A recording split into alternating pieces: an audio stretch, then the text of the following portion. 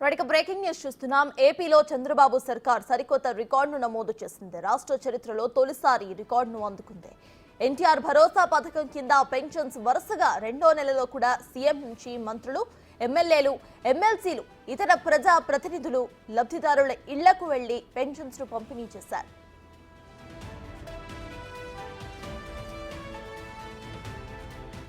AP వ్యాప్తంగా ఎన్టీఆర్ భరోసా పెన్షన్ల పంపిణీ దాదాపు పూర్తయింది. రాష్ట్ర వ్యాప్తంగా 97% పెన్షన్ల పంపిణీ పూర్తి చేశారు. ఒక్క రోజులోనే పెన్షన్ల పంపిణీ పూర్తి చేయాలని ప్రభుత్వం లక్ష్యంగా పెట్టుకుంది.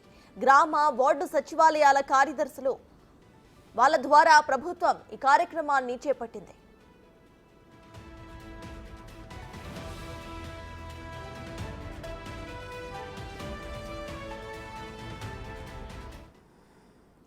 ఇదే విషయంపై పూర్తి డీటెయిల్స్ ను మా ప్రతినిధి మల్లికార్జున్ లైవ్ లో అందించడానికి సిద్ధంగా ఉన్నారు.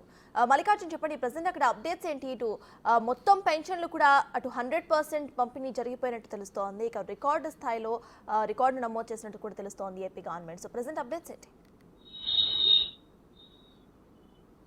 ఏదైతే అన్న మాట ప్రకారం ఎన్డీఏ కూటమి ప్రభుత్వం పింఛన్లన్నీ కూడా వాలంటీర్ల సహాయం లేకుండానే సచివాలయ ఉద్యోగులతో గ్రామ అటు వార్డు ఈ రెండు సచివాలయాలకు సంబంధించిన ఉద్యోగులతోనే రాష్ట్ర వ్యాప్తంగా 98% మొదటి రోజు పెన్షన్లు కూడా పంపిణీ చేయడం జరిగింది.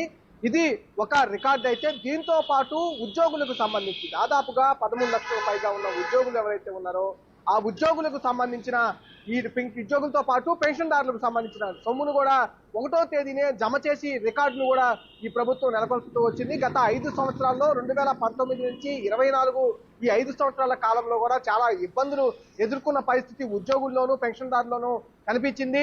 1వ తారీఖు నుంచి 15వ తారీఖు వరకు కూడా వాళ్ళు పింఛన్ డబ్బుల కోసం కానీ అలాగే దానికి సంబంధించి ఉద్యోగులకు సంబంధించిన ఈ శాలరీ విషయంలో కానీ ఉద్యోగులు రిటైర్మెంట్ అయిపోయిన వచ్చిన తర్వాత పింఛన్ డబ్బుల విషయంలో కానీ చాలా ఇబ్బందులు ఎదుర్కొన్న పరిస్థితి కూడా నెలకొంది. వాళ్ళకి సంబంధించి నెల పెండింగ్ పైన కూడా దాఖలాలు కూడా గత ప్రభుత్వంలో ఉద్యోగులు కనిపించిన పరిస్థితి కూడా ఉంది. కానీ ఈ ప్రభుత్వం వచ్చిన తర్వాత మొదటి నెల జూలై మొదటి నెల ఉద్యోగులకు డబ్బులు అనేది జమ చేయడం జరిగింది. అక్కడి నుంచి 2వ నెల ఆగస్టు 1వ తేదీనే వాళ్ళకు డబ్బులు జమ చేయడం జరిగింది. దీనిపై కూడా ఉద్యోగ సంఘ నేతలు కానీ ఉద్యోగ నాయకులు కానీ దాంతోపాటు ఉద్యోగస్తులు కూడా పూర్తి ఆనందం వ్యక్తం చేస్తూ కూడా వాళ్ళ ఆనందం వ్యక్తం చేస్తున్న పరిస్థితి కూడా కనిపిస్తా ఉంది. దీంతో పాటు పింఛన్దారుల విషయంలో కూడా పెంపుదల చేసి మరి పెన్షన్ అనేది అందించడం, దాంతో పాటు అక్కడ వాలంటీర్ల వ్యవస్థ అంత పెద్ద వ్యవస్థను పెట్టుకొని కూడా గత ప్రభుత్వం 1వ తేదీ నుంచి 5వ తేదీ వరకు 5 రోజుల పాటు పెన్షన్లు అనేది గతంలో పంపిణీ చేస్తూ ఉండేది. కానీ వాలంటరీ వ్యవస్థ లేకపోయినా సచివాలయ వ్యవస్థ ఇటు వార్డు సచివాలయంలో ఉన్న 10 మంది కానీ ఇటు ఈ ఏదైతే ఉన్నారో మన గ్రామ సచివాలయంలో ఉన్న 10 మంది కానీ ఇటు ఎంప్లాయీస్ అందరూ కూడా గ్రామాలకు సంబంధించి ఆ సచివాలయ పరిధిలో ఉన్న పెన్షన్దారులందరికీ కూడా పెన్షన్ 1వ తారీఖుతోనే వాళ్ళ ఇంటి ముందుకి ఉదయం 6 గంటల నుంచి సాయంత్రం 6 గంటల వరకు కూడా ఇంటి వద్దకే వెళ్లి పెన్షన్ స్వయంగా అందించి ఒక రికార్డును నెలకొన్న పరిస్థితి కూడా ఇప్పుడు రాష్ట్ర వ్యాప్తంగా కనిపిస్తా ఉంది.